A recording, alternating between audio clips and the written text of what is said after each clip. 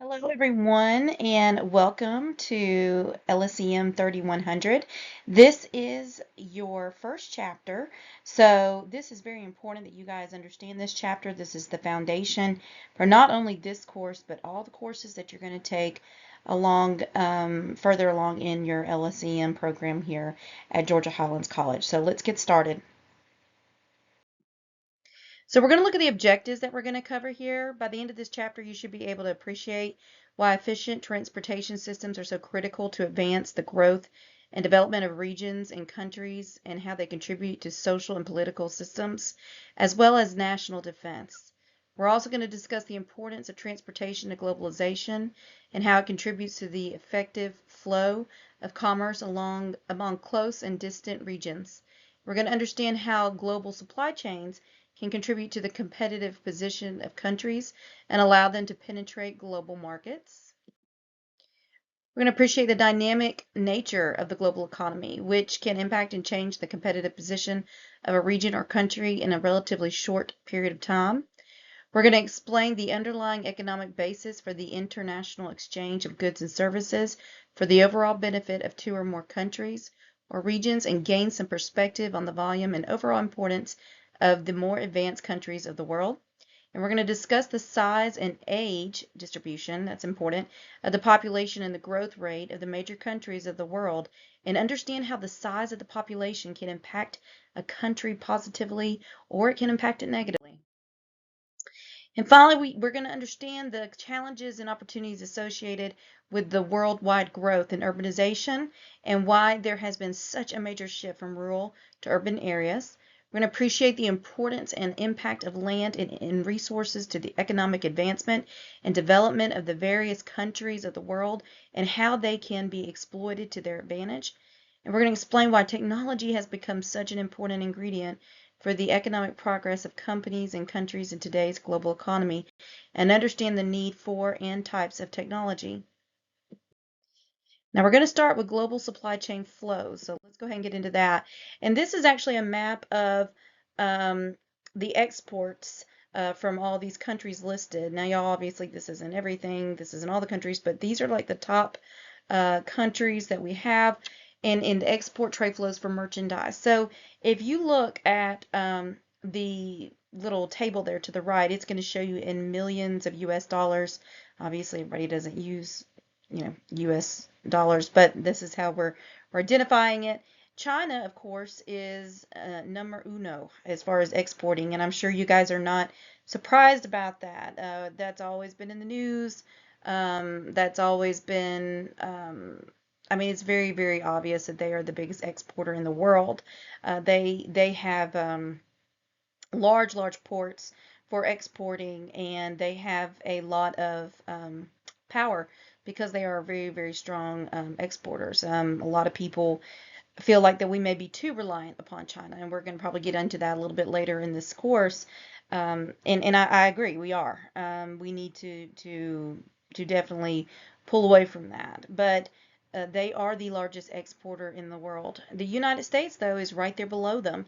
We're not far below them, guys. I mean, we're below them, but we're not really far below them. So it's constantly this competitiveness that we have. And I don't think it's going away anytime soon. What you might find interesting is that Germany is actually number three. I never, Germany, I feel like you hear of China all the time, and you hear of Japan a lot, but you don't normally hear of Germany a bunch. And it's so funny because here on this table, I mean, the numbers don't lie. It's showing you Germany is number three. Yes, they're a little behind us, but they are still number three, and they're above Japan. So anyway, just keep in mind the numbers don't lie. And this was probably one of the most recent tables or maps that we've had, and they'll continue to adjust it, I'm sure. But you can always bet on China and the United States usually being number one and two. So we're going to kind of switch gears here, and then we're going to look at the importing. So if you're looking at importing, we've flipped places with China. So we're actually the number one as far as importing is concerned. And we're really, again, we're really neck and neck with China. We're not that far ahead of China on importing. We lead the whole world as far as importing is concerned. And I'm sure a lot of y'all are not surprised about that.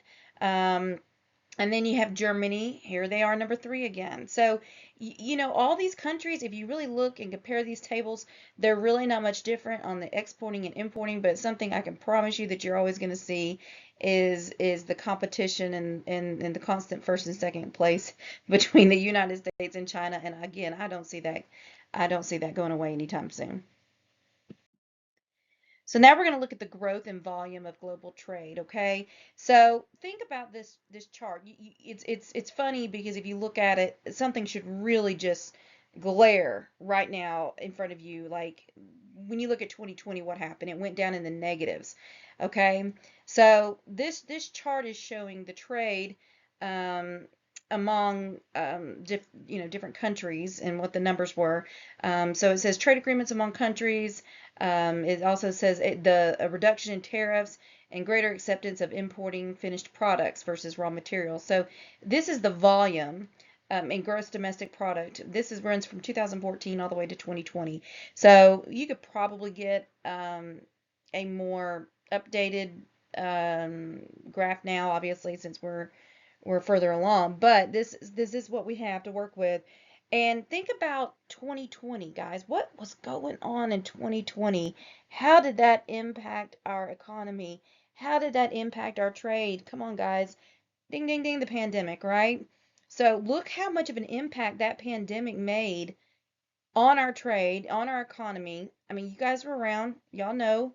Remember us sitting at home looking at those ships being backed up and we're waiting on our toilet paper or whatever it is that you're waiting on. It affected everything globally. It wasn't just the United States. And unfortunately, a lot of these items that we were waiting on were things that boy, did we need. We needed oxygen tanks. We needed a lot of these things that were necessities, not just your stuff that you ordered from Amazon. It was necessities, and it went to a screeching halt. And look how fragile our trade is, and that's scary. I think it was a wake up call for a lot of people to realize how serious this is. But look. I mean, the numbers don't lie. I'm going to go ahead and tell you that again. The numbers don't lie. Look at them. It's negative 5.3 um, on the trade, and then of course the GDP it shrunk to 3.6. So now we're going to look at the economic basis and logic of improved global trade.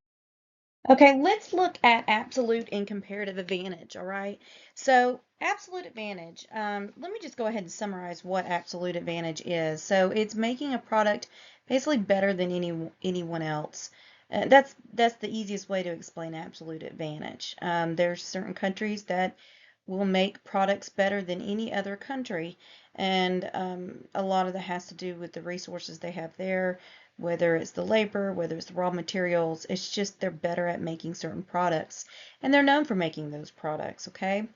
So trade is beneficial if the cost of production for the same product differs between certain countries within absolute advantage, okay? So why don't we look at comparative advantage? So comparative advantage, just in a nutshell, it looks at the cost at not making something. And basically, you're going to be having a lower opportunity cost than anyone else. Now, by now, y'all should have taken your economics and y'all should have learned what opportunity cost is. That's one of the reasons we ask you guys to take that course before you take this one. But I'm going to go ahead and summarize it just as a refresher. It's basically in a nutshell, opportunity cost is what you give up for something else. If I'm gonna, there's not two of me. A lot of times, if I'm doing something, and let's say I got chores to do around the house, what am I giving up to do something else? That's an opportunity cost, or it's just something you have to give up to do something else. And we all make those decisions all the time, every day. So you have a lot lower opportunity cost than anyone else. You really don't have to give up as much as someone else. So in that case, you're not losing much, and that way you have a comparative advantage. And so trade is also beneficial even if one country has a lower cost of production for multiple products than another country within comparative advantage.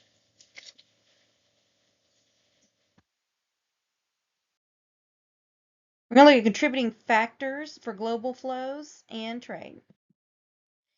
So here are just a summary of some of the contributing factors for global flows and trade, and we're going to get into more detail as we go along, but I'm going to go ahead and list some of them. Population size and age distribution, urbanization, land and resources, technology and information, labor mobility, faster communication, and globalization.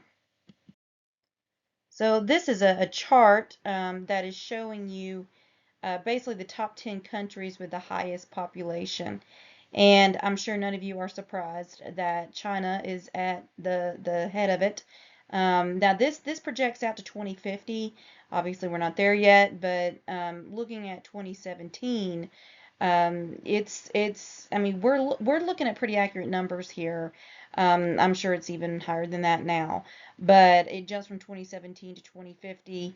But you're looking at China being the leader in that. They are a very, very high populated country, and India is not far behind. Something else you'll recognize a lot of times these lower developed countries have a higher population.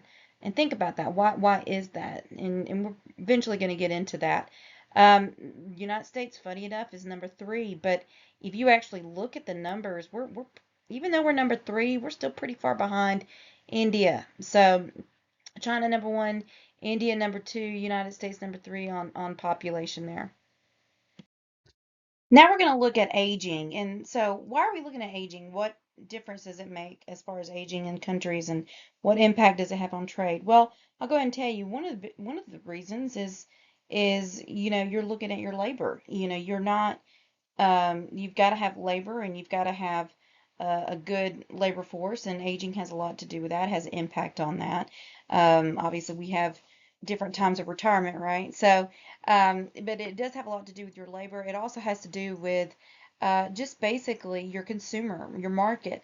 How who are you marketing to? So it has a lot to do with that. And there's a bunch of different factors that aging affects within trading, but we're going to look at basically the breakdown as far as how it's changed over the years. If you look at 1980, the median age of the population we're going to round that up to 32 in more developed regions there in the blue. And then as far as less developed regions, we're going to round that up to 20. So you got 32 for the more developed regions, and then you got less developed regions at 20.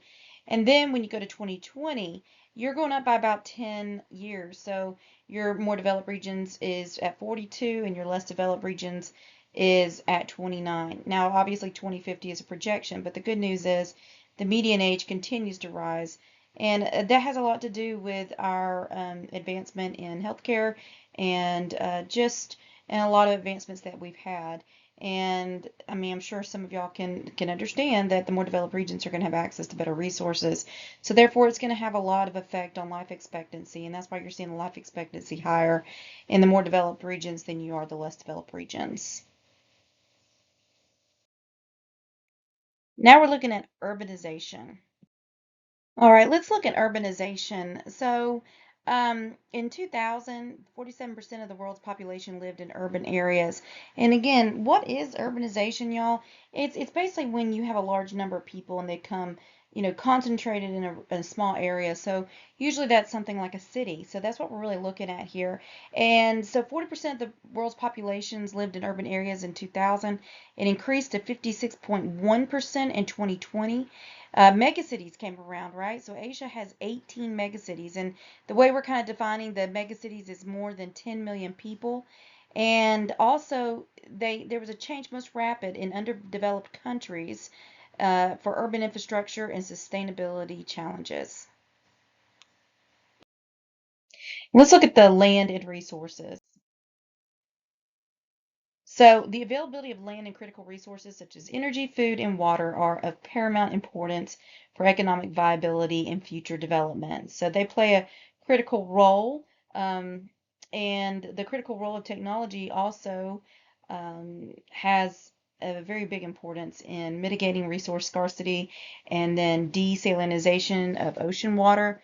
Um, what is that? Well, desalinization of ocean water is basically, you're getting the saline out of the ocean water, right? So that's basically what that is.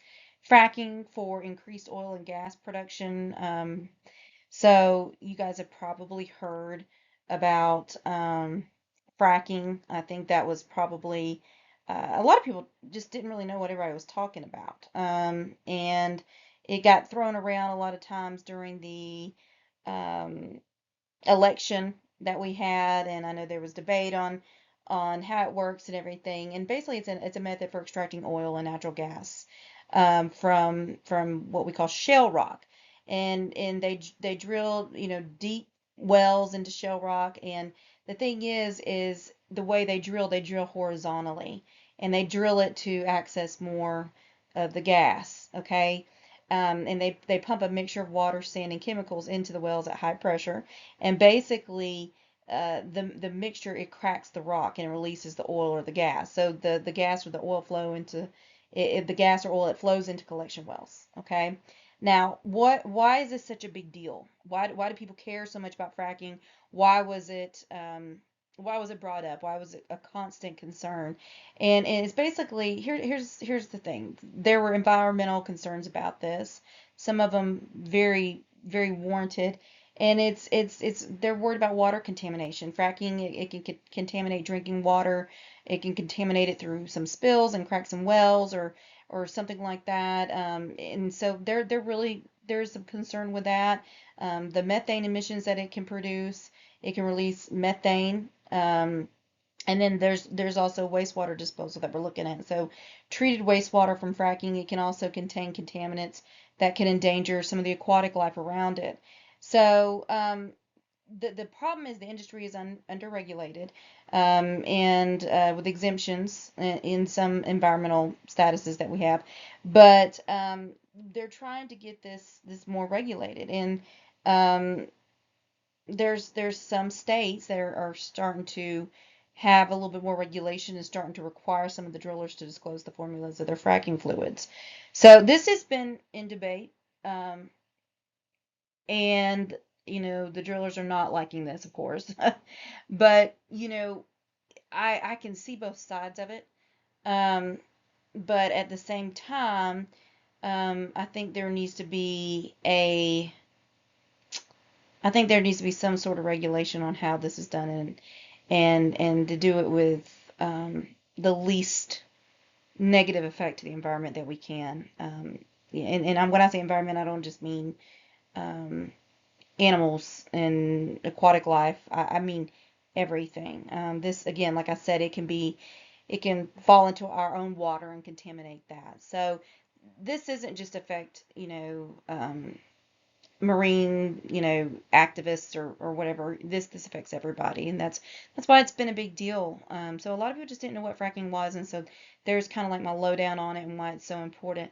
It affects everybody. Also, we're looking at biotechnology for improving crop yield and food production. So guys, once you involve technology into any kind of field, especially now because we've just advanced so much in technology, and we will continue to do so, it changes the game. It really changes the game. And some of the other LSCM courses, you're going to see how much it changes the game. And that's where we're at right now. I mean, we're using it, like for instance here, it's saying biotechnology for improving crop yield and food production. I mean, who would have thought that farmers would be so um, not reliant, but they can use technology and it can improve their job so much. And here we're looking at it right now. Technology and information. So, like I just said, technology and the impact that it has. Technology is an internal change agent, and that's kind of the best way to describe it. It enhances efficiency, effectiveness, and competitiveness of an organization. So, right now, it's like, well, if you've got the resources, and when I say resource, that includes technology, you are going to be having a competitive edge against other people. So, your technology, it also can be used as an external driver of change. So new forms of competition or business models. Um, Again, it changes your whole strategy as a company, and technology and transportation services have been major factors supporting these changes. So, obviously, we just talked about technological, but the internet, think about how the internet affects everything, okay? And think about, we're going to go into this a little bit later, but industrial robotics, guys, they use these robots. Um, at Amazon warehouses like crazy. And it's interesting because you would think, I mean, at first when they implemented them, people were really worried that we were trying to substitute human labor with these robots, and I get that, but a lot of this was grunt work, but we still have jobs for our folks. I mean, it really didn't take away the jobs. It just allowed our people to be a little bit more safe, not have to worry about um, I mean, I'd much rather something happen to a robot than a person. And it allowed our people to work on other things and for us to use our humans to do things that humans need to do. I mean, a robot, they don't have our mind. They don't know. They're not going to have our thought process. We need to let them do the grunt work. And Amazon knows that. They've also started using them on ports out in LA. They are using robots like crazy, and it increases efficiency. When you have these ports that are that busy, you need to. You got to keep the ships going through. Time is money, and so they've realized that robots are definitely efficient and effective over there. Does that mean that we completely, totally, 100% rely on them? No, we need to have a plan B in case one of them messes up, which they will. But they have definitely changed the game. They've definitely changed the business, and it's a blessing to really have that. Digitization of manufacturing. It's an additive manufacturing or 3D printing. So we've got that into the mix too. So here we are again, technology and information and the impact it has. Globalization. So globalization is the economic integration and reduction of trade barriers, and it leads to increased global flows of goods and services. Again, we just talked about our advantages, so this is a comparative advantage, and it leads to global interdependence, okay? Um, so globalization is not a bad thing, guys. I think some people get a little scared of it, but it's definitely not. It's definitely necessary. And there's benefits of global interdependence. And so there's like a low, it's a macro. I call it a macro level view. So this is kind of like a bigger view of everything. But there's lower prices. There's wider availability of goods and services. There's a land and resource development. It offers new employment opportunities. Yes, if we're expanding, we're going to have new employment opportunities. Think about that.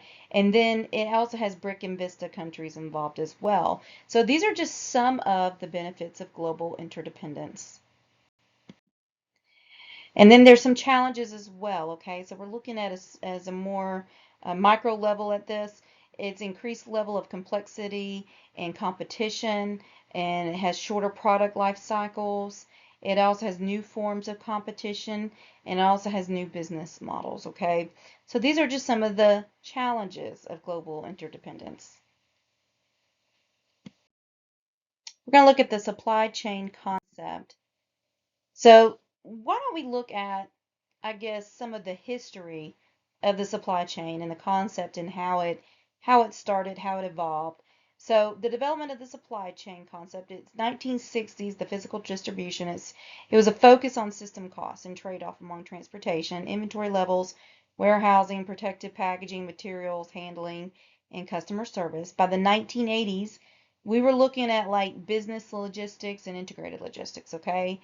So 1960s was pretty basic. You look at that, and it's a trade-off amongst transportation inventory levels. Then we're getting into business logistics and integrated logistics. So we're focusing on coordination between the outbound and inbound sides of logistics. So we're analyzing trade-offs for the lowest total cost and the value of demand aspects of customer service effectiveness. We're going a little bit deeper at this point, okay? 20 years later. And then about 10 years later in the 1990s, we're looking at supply chain management. And this is the extended enterprise or boundary spanning perspective.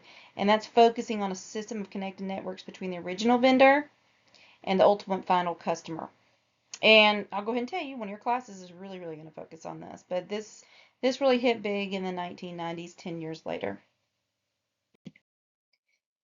All right, guys, let's look at the physical distribution. We kind of mentioned that a little bit ago from the 1960s. So let's look at raw materials. This is a very, very simple concept. So we have our raw materials. We're going to have to figure out, okay, what's the distribution to get them from the raw materials point all the way to our final customer, right? So you got your raw materials on the left over here in this chart. This is the physical supply materials management. All right, this is going to be going from your raw materials all the way to your plant. And so let's just use, a lot of y'all live in Georgia. North Georgia is known for its carpet. Let's just use carpet for an example. Now, the raw materials to make carpet, and I'll just be honest with you, I'm not a carpet person. I don't know all the raw materials, but I'm sure a lot of you out there do know. But the raw materials out there to make carpet are going to have to be put in storage. So you're looking at transportation to move those raw materials over to a storage unit. And there you go. After that, you're going to have to move them over to a plant. And so this is all part of the physical supply materials management. At that point, when they are moved to a plant, let's say we're looking at Shaw, I know they have a plant called Plant Bowen or whatever. That is the plant that the raw materials are moved to manufacture. And they have these plants all over the place, y'all. And this is where your physical supply materials management ends at the manufacturing plant, and then your physical distribution begins. And that's where it goes to the warehouse after that. Again, we're going to transport that to the warehouse, and we're going to figure out where we're going to market this, where we're going to we're calling it marketing logistics. Where we're going to distribute this. And so now the good news is if you live in Georgia, a lot of times you can actually go right here at the warehouses. They have like a showroom or whatever. Some of y'all can actually go shopping in some of these warehouses. So you're not like the rest of the world having to wait to get your product and have it shipped or go get it in the store.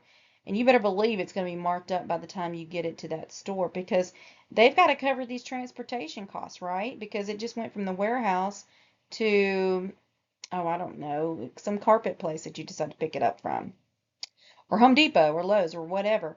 But that stuff's still coming out of warehouse. You know Home Depot and Lowe's don't manufacture that stuff. So they're getting it out of the warehouse and they're marking it up to cover their transportation and also getting a profit. So this is, going to be more expensive than if you just go to the warehouse and get it. But the majority of the world is going to have to pay those extra costs at a retail store. All right. And again, all the way from the beginning all the way to the end. This is all part of the whole physical, I guess you call it physical distribution. But we don't really start the physical distribution, like really, really get into it. We have the physical supply that lasts all the way up to manufacturing, and then the physical distribution really, as far as marketing logistics is concerned, it goes from the plant part, the manufacturing part, all the way through to the end customer, to what we like to call your markets or your retail stores or whatever. So that kind of gives you an idea of how this works. This is very, very simplified. This is a good model to show you how all this works. And I know you see all the little arrows going every which way. Don't let that confuse you. But um, it just gives you an idea of how a raw material, the process it takes to get to your final customer.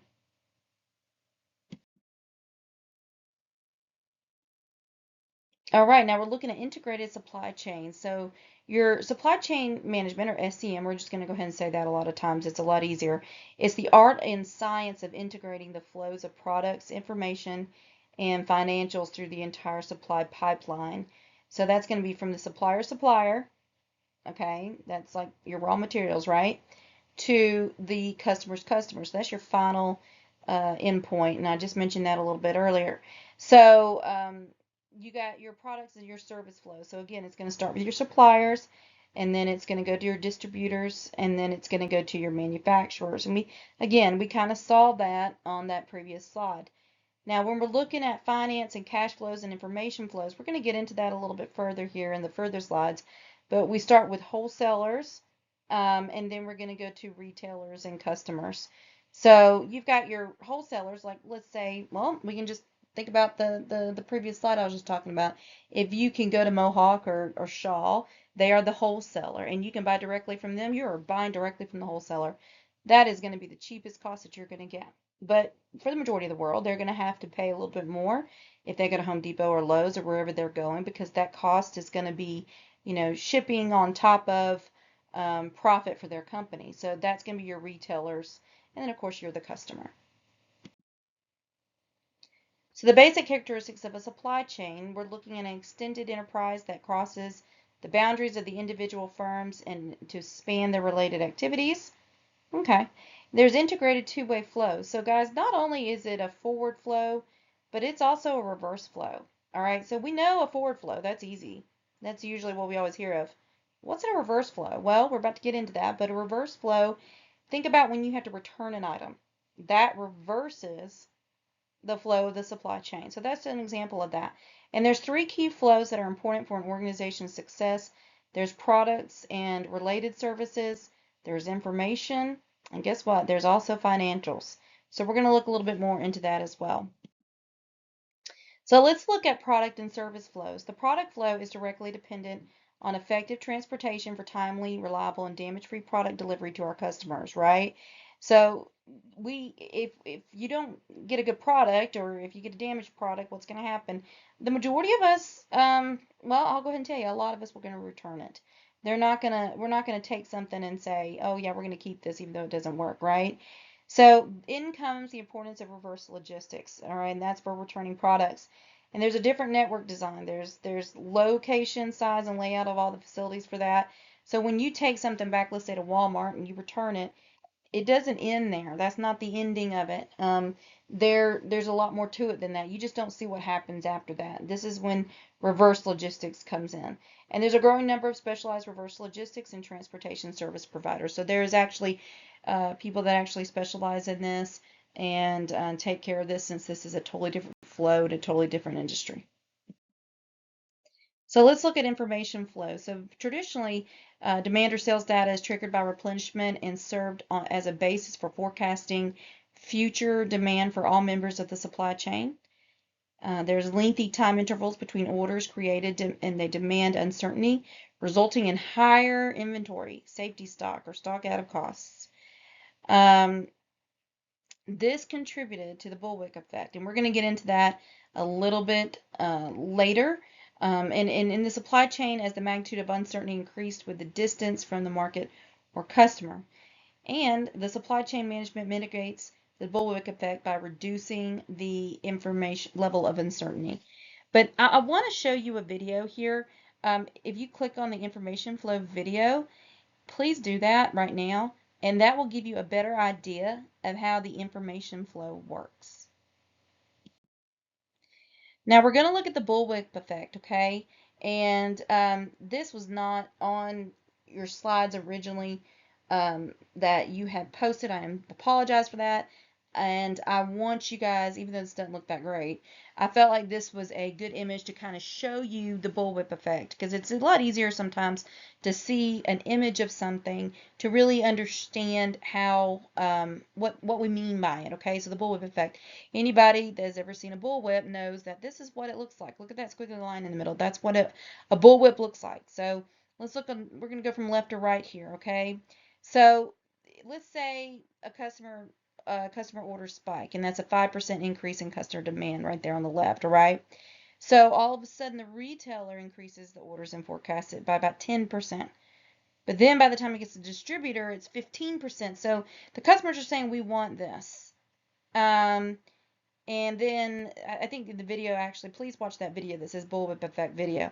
The video gave a good example of, let's say, like during COVID, for instance, everybody was laying around and they were working out of their house, but boy, did they like these leisure, like just these sweatpants and things that they can lay around in. And all of a sudden, there's this demand for it. So customers are saying, we want this. We want these pants. We want these really comfy pants to sleep around in, and this athletic wear, or whatever you want to call it. And so retailers were like, okay, well, we're going to let our distributors know that. We need more of that. So that's what they did. So they went back to their distributors, and their distributors said, okay, well, that's going to be an increase in demand. So they're going to try to contribute to that. And by the time the distributor went to the manufacturer, it's like a 20% increase in production at that point. So it goes from really because only about 5% of the customers saying, hey, we want this, to now all of a sudden you're overproducing at 20%.